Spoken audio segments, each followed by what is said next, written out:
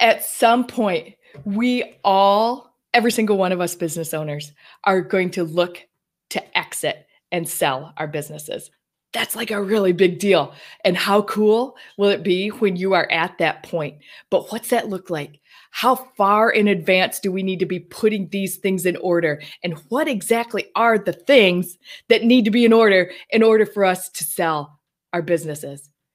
And who exactly can sell their business? Who are those people? Do you have to meet certain criterias? And does there need to be a certain timeline to set yourself up for that? Well, today, we're going to give you those answers, because I know at some point, every single one of us are going to say, I want to sell my business. Whether you're a brick and mortar or an entrepreneur, you're going to want to stick around. And thank you, wherever you're watching from. We appreciate you. You are live with us on the Erin Strayer Show, where we are all about promoting, cultivating, and expanding amazing female entrepreneurs that are out in the world doing things just a little bit differently. We talk about hot topics and pain points like, oh my gosh, like I really want to sell my business, but I don't know how to do that. And who do I talk to? And who do I trust? And who's been there before? And who's gone through those things, right? All of those pain points. And the cool thing is, we give you tips, tricks, tools, and workarounds to those challenges and those obstacles that we face every single day as female entrepreneurs. I'm your host, Erin Strayer, and recovering corporates and entrepreneurs hire me to get them business beyond the basics, because most of them are indecisive. They're held hostage by their own fear. Oh my gosh, what do I do next? And have settled for average, C+, vanilla, and are just cruising. So I help them keep on track by setting attainable goals, plugging gaping holes in their businesses and personal lives, and taking their dreams to reality. And bottom line, I provide peak performance scaling strategies for growth-minded entrepreneurs so that you and your business get the attention to detail it deserves, and you start making money in your business. You can find me at erinstrayer.com. This show is never, ever, ever about me. It's always about our amazing guest experts that choose to come on our show and to hang out with us for the day. Today is no exception. She is the president of Business Transition Academy Incorporated and the co-author of Cashing Out Your Business. Jane Johnson has assisted dozens of business owners with planning and executing successful business sales and transfers to employees, managers, co-orders, and outside buyers. She's a certified manager acquisition advisor. She is a certified business exit consultant. She's a CPA and a trained family business advisor. Ooh, she's so good. You guys, please welcome my friend, Jane Johnson. Thank you. Hi, Erin. How are you today? Fantastic. Thanks so much. I'm super excited that you're here. And this is such a hot topic for so many people. And you know, nobody really knows who to talk to or what to talk about when they're really thinking, you know, they're doing their 5-year plan and they're like, man, in 5 years, I want to sell this joint. Right. And like most of the time, I'm sure people are like, Hey, Jane, I'm on the 6-month program. Can you help me out? That happens. That happens. Yeah. So like, now this is what you do all the time, but how did you get to this point right here? Because there's a massive backstory for you and how you've become this guru, this go-to expert for exiting and selling and transitioning out of ownership. So yes. So what happened for me, Erin, was I had started a company back in 1990, and I ended up growing that business for 14 years with a couple of partners. And we were approached in the early 2000s by a couple of buyers. And even though I had been in a CEO group for 7 years while we were growing the business, we had 2 speakers in 7 years on how to exit the business. So we were totally unprepared when the buyers came knocking. We hoped someday it would happen, but we really didn't know what we could be doing in advance. Sure. So it was we were caught flat-footed. So I ended up hiring somebody to help us who called himself a consultant. And we found out in the middle of the negotiation that he was withholding information, trying to get us to accept a lower offer so that he could get some commission instead of no commission. And he'd end up getting a deal done. And, you know, and we would end up getting less money. So luckily we found this out in the middle of the process and we were able to fire him.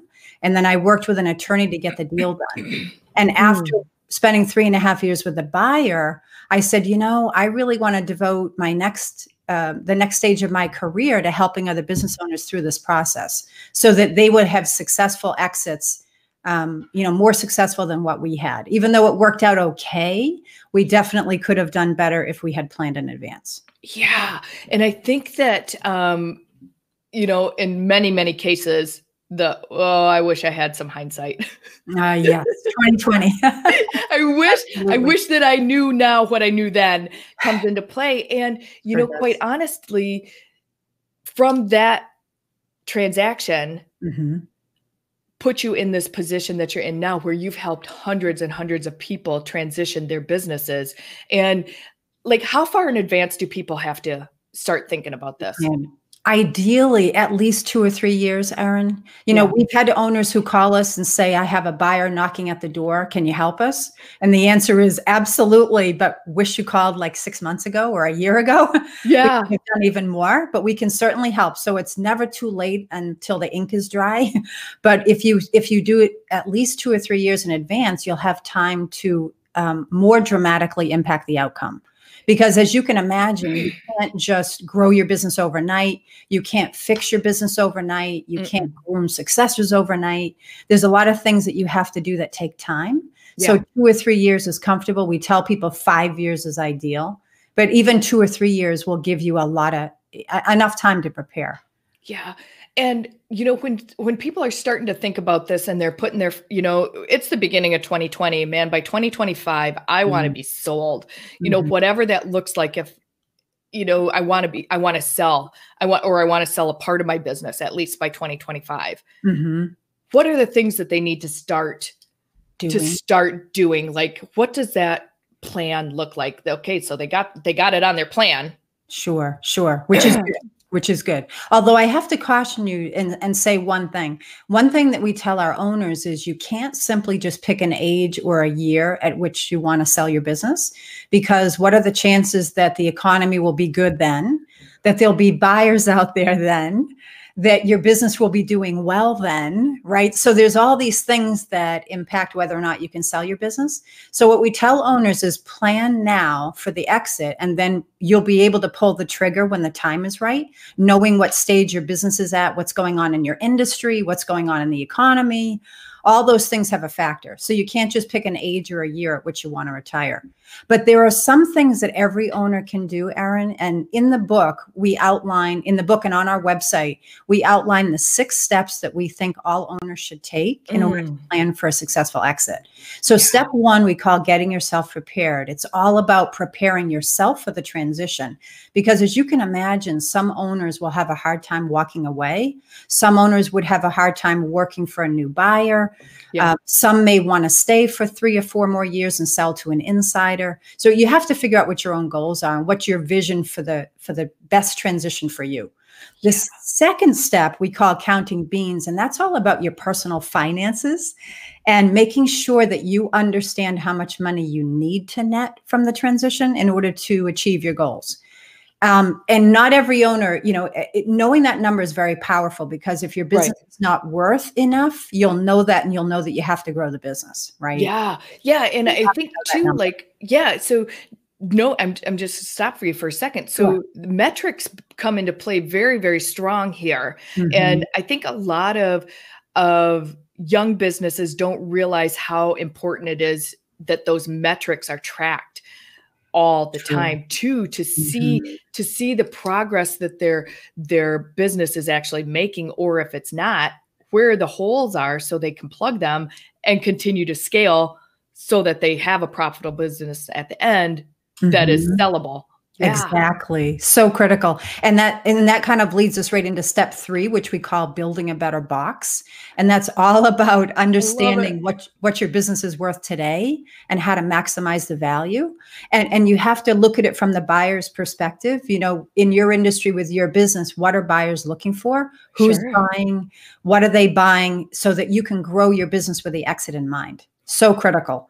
And most owners have to grow the value of their business before they can sell, because their business is not worth enough after taxes in order to meet their goals. So if you could put a business growth plan in place, knowing how much you needed to grow it before you could exit, voila, right? You have a much better shot of achieving your goal. Most people put a growth plan in place, but they don't know how much they actually have to grow in order Yeah. to have a successful exit. And is that something that you go over with your clients when they jump on board with you, is to actually do a deep dive into that growth plan? We do. Yeah. And we do the business, we do a baseline valuation, and then we do a qualitative assessment on the business so that they can understand what they need to do to improve it and show them, if you make these changes, this is how much more the value will go up in your business. Yeah. Very Yeah. important. It's super important, and it's extremely critical, depending on, I think a lot of people don't realize that their business is profitable, one, and two, that it's desirable to sell it either. Mm-hmm. And so I think that falls in the gap a lot with a knowledge base that they need to have these the goal setting things that you are talking about in place ahead of time, and that's super critical. Like, the planning part is super critical long term. It is so critical, so critical. And having a great management team, even if you're a small company, at least having a second in command. You really don't want the business to be dependent on you. Your business is worth a lot more money if it's not dependent on you. Oh, say that again. Say that again. Say that again. Your business is worth a lot more money if it's not dependent on you. So one of the main goals in that whole qualitative assessment is to understand the dependence on the owner and how they can get the dependence off of them. So it's so critical to have key employees that can help you with the business. And that goes hand in hand with making sure that you have a great board of directors, and that you have people that you're accountable for and to and with all of those things on in place. And as entrepreneurs, so often we fall in that space of a solopreneur, Right. and where we are all the board positions. It's true. That's exactly right. Yeah. Until we're not. And yeah. at what point in time is it valuable for us to make that jump and scale, knowing that we as a solopreneur are profitable and we would like to get out? Like, do you deal with solopreneurs as well? I do. And our education is good for owners of all sizes. We work with clients as small as $1 million and as large as several $100 million, believe it or not, because owners of every size don't have this information. So it's so critical. Yeah. Getting the dependence off the owner. Critical. Yeah. Critical.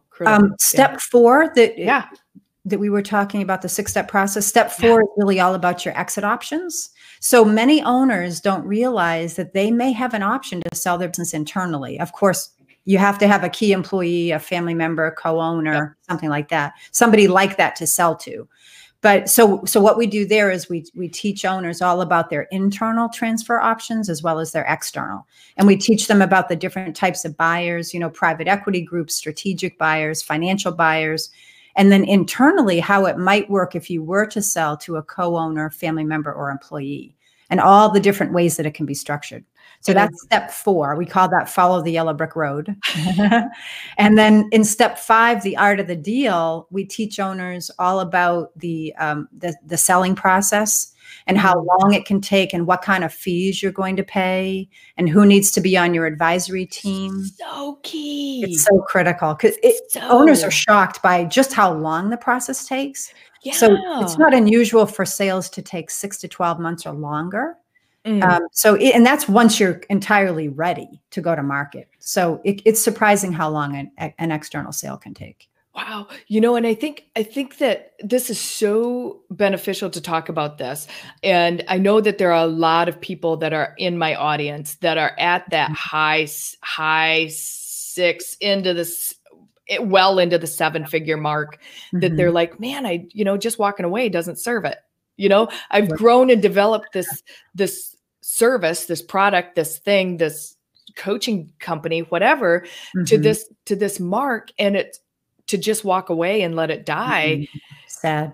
Sad. And there's options. And I think that bringing forward what you're talking about, and that there are steps to implement and to put into place is again, this critical planning that you guys do, and that it's open to so many different industries, and that they are sellable. Do you also do like an audit of their business to make sure that they are sellable in the industry? Well, what we do is we do that baseline assessment on the Yeah, valuation, Erin, and then we look at the qualitative aspects of the business. And sure. as part of that process, we're looking at how marketable the business is to an outside buyer.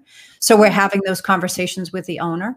We don't act as business brokers. Yeah, And if they do go to market, we do recommend that they work with an intermediary, because it's impossible for us to know every buyer in every industry. sure. But we have a pretty darn good idea as to how marketable the company is, but after doing that assessment. Yeah, I'm And sure.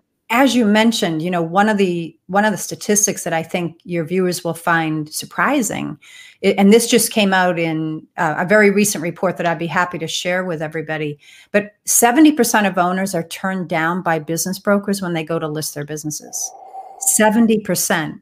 And of the 30% that they accept, only 50% can consummate a transaction. So that means 15% of the people that wanted to sell are selling externally. So what do you do if you can't sell externally? So it's really good if you've got that strong team in place, because Mm, sometimes owners can do much better by doing an yeah, external transfer, which yeah. might surprise some people. It's super surprising to me. That Yeah, statistic is scary. You know, it's scary. it's It very is. scary, and it's very, oh well, why should I even try? Right? Without knowing that there's other options out there. Right. And where you being a massive resource coming into play is critical to have in your pocket and on, like, seriously, people, put Jane Johnson's name on your on your 5-year plan and start talking to her now. If that's something that's in your plan for the next minimum 5 years, right? Like, you would love it I even if it was longer out than that, to really start the process and to see what that looks like, and to make sure that those things are coming into play. And if there's gaps in Right. the process or in the systems that need to be filled so that it is scalable and Mhm. sellable, Mhm. um, you tackle those at that time and go, hey, this is what you need to take care of, and before we We go to the do. market. And it can dramatically improve your chances for a successful exit, Mm, dramatically. So if people will just do the planning in advance, one of the things that I haven't mentioned yet is tax planning, which I'm a CPA by training. I was in corporate finance. So I'm always a nut about how do we minimize the taxes on on these deals. And one thing that many owners might not realize is if they have a C corporation, and they sell the assets of the company. And by the way, almost every sale is an asset sale. It's not a stock sale. In a C corporation, you're going interesting. to pay double tax on the transaction, once at the corporate level and again at the personal level. So we're Double talking tax? 50% tax on the sale if you're a C corporation and sell the assets. So, and that if you switch to an S corporation or some other form of what they call a pass-through entity, you'll only have one level of tax. But guess what? The IRS has a 5-year look back. So you need to switch now if you Oh think my you can gosh. sell your C corporation in the future. And we still run into C corporations that are out there, and the owners have no idea that there's a double taxation if they were to sell their business in the future. So that's an example of something that takes 5 years to be fully in place before you sell. That one thing.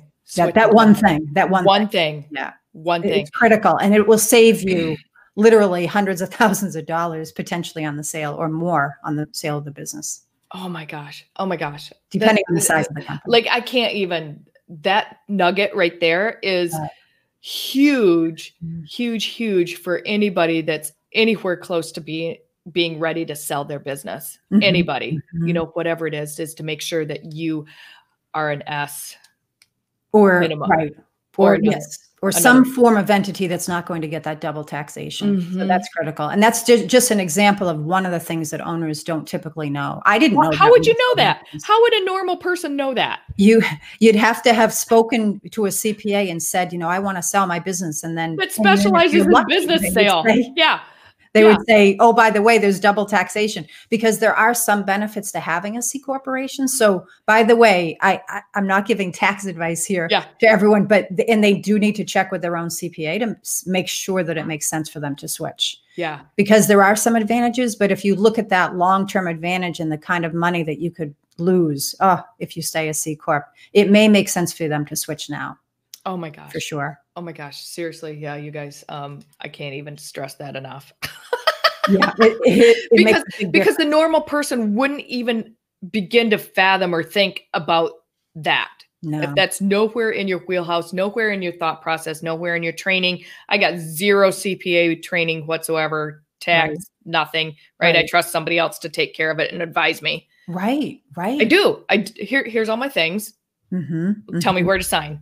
For sure. For sure. That's it. That's And what I do. Yeah. That's an interesting point, Erin. You know what we tell our clients, because we do teach them how business sales are taxed. What we say to them is, you don't need to become a tax expert, and we don't expect you to, but you will really, it will behoove you to at least learn how business transactions are taxed at a high level, so that you can understand when you're entertaining an offer from a buyer and you're working with your CPA, you can really understand what you're going to be left with at the end of the day, because the gross selling price doesn't really matter. It's what you net that counts.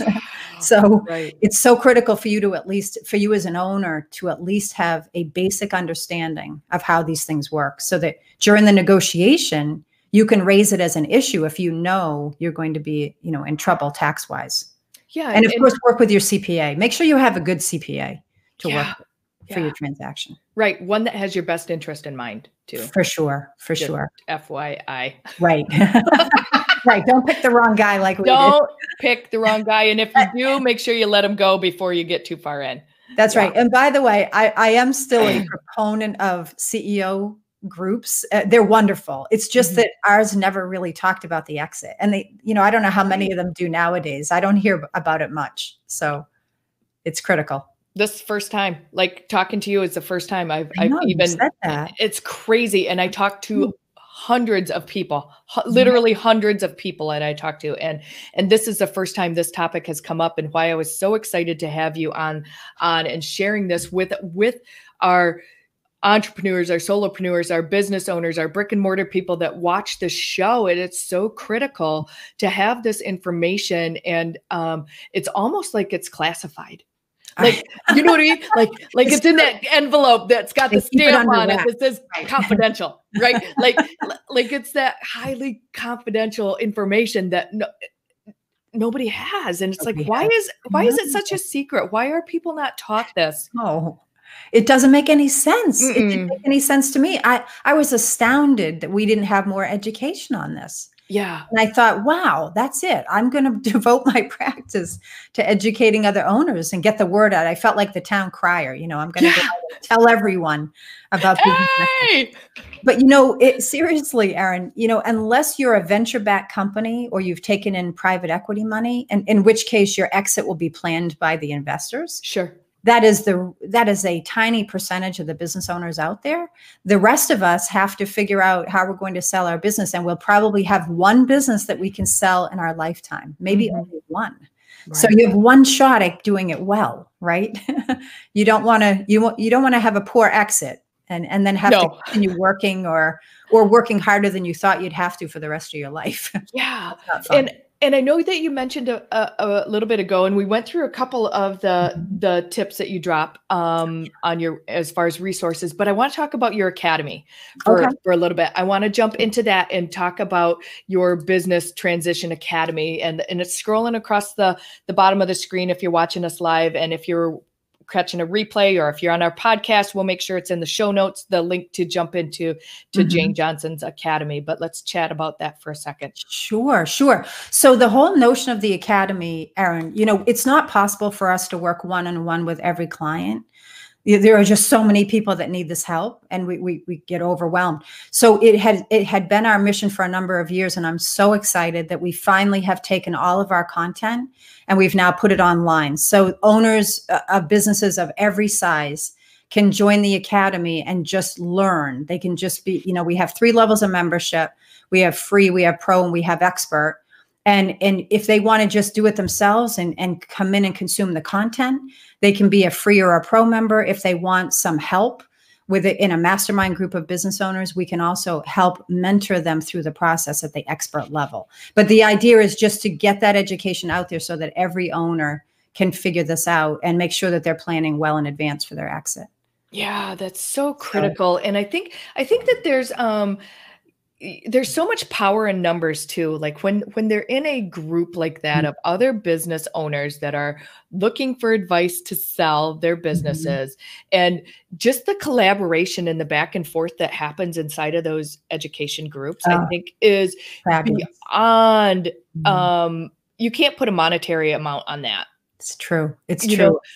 I was in that CEO group for 7 years growing my business. And I have to say, it was the best thing I ever did when I was growing the business, because I got to sit in the room and listen to the other CEOs' problems and issues and concerns and how they solve them. And I learned more by sitting in that group. I was able to fast track. So that's the kind of information, they'll be able to get from the other owners who are exiting. And in addition to that, one of the other things we do every month is we interview an exiting owner.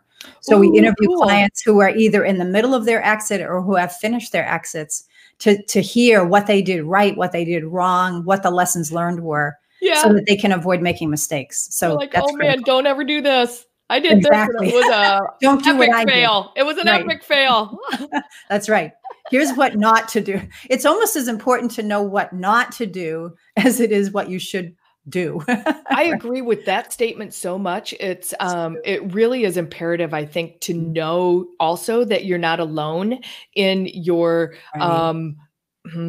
what's the word? I was going to call them misjudgments, but really it's the lack of knowledge, really. When you're making a decision, it's really a lack of knowledge when you are faced with a decision and you make a decision because you're in the moment and you have to. Right, exactly. And you're not educated enough. You just don't have the information, right? So that whenever one of the other key things we talk about, even in the free membership, is the lessons learned by owners. And that's not to at all, hey, I went through an exit that could have been better as well. So it's not at all to disparage owners. It's all about the lack of education. That's all. Nobody teaches this stuff. So how would you know what you're supposed to do in advance or during the transition? So the more you can learn in advance, the fewer regrets you'll have, essentially. So true. So true. So friends, if you're watching or listening rather from a podcast platform somewhere, iHeartRadio or wherever you're listening from, you can jump in Jane's Business Academy. It is businesstransitionacademy.com. There are 3 different levels that you can join at, and there's massive amounts of resources and information in there, and you have a connection to Jane in there, and all the things. And oh my gosh, seriously, I can't imagine anybody that has spent their lifeblood, really, because I think we all jump into business because we want to, and it's a passion and a desire, whatever our business is.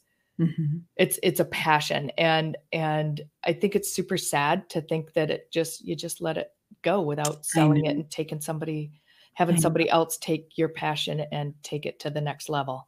Right. It's exciting to do that. And the other thing, Erin, when owners say, I'd really want this business to continue, it's 99% of the time, it's not about their personal legacy.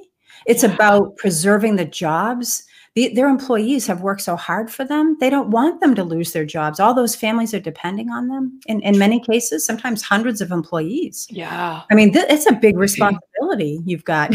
So you have to really figure out what's going to happen to them in the future. So even if you have 5 employees, 2 employees, right. So most owners don't want to just liquidate. So that's a sad story. Sometimes it makes sense if the business is just not sellable and there's nobody to take it over. But that's we really try to avoid that at all costs. Yeah. So that the business can continue. Man, about 20 years ago, I needed you when I liquidated my company. Oh, it does happen. It's hard. And you're right. When you have, we had our warehouse, we had 60 employees in our warehouse. We had 7 regional sales reps. I had staff in my showroom. I had delivery guys. I had installation crews, the whole shebang. And, it was sad. It was really, really sad that there were that many families that were affected simply because we didn't have the tools and we didn't have the resources to do it and sell it properly. Yeah. Yeah. Oh, too bad. I know it does happen. Yeah. It happens. But the thing is, you're the resource. You're the Mm. resource that we now have, right? That we now have. And people shouldn't have a shame on you when they have a Jane Johnson in their pocket. So. Right, right. Ideally, we want to put them on a path for success. And you know Yes. what's an interesting statistic, and a lot of people don't know, is that privately held businesses employ more than 50% of the workers in this country. And I believe I read a statistic that they also employ more than 80% of the workers in the 500 and up employee companies. Wow. You think that public companies, so there's a huge impact if privately held businesses don't have continuity. Huge Mm, on the economy. So we're mm, talking, it's a major part of the American economy. So mm. Oh all my those gosh. jobs at stake. So critical. So critical. Folks, we've been talking to the amazing Jane Johnson, who is a queen with business exit transitions and strategies to sell and step out and away from the business that you have grown from the ground up, and to have that transition go smoothly and in everybody's favor and make it a triple win. We've talked about all kinds of ways to plan that and how far in advance to plan what the things that you need. And we've dropped 4 tips in our show today, and there's more on her website. You can see those at businesstransitionacademy.com, and you can check out Jane and touch base with her there. Everybody, thank you so much for being with us. Jane, thank you for your Thank you, knowledge. Erin. Thank I you for your appreciate it. time and your education and your commitment to helping other people transition smoothly. Oh, appreciate you. Appreciate Thank you. you so much. Everybody else, we'll see you right back here soon on the Erin Strayer Show. We appreciate you. Take care.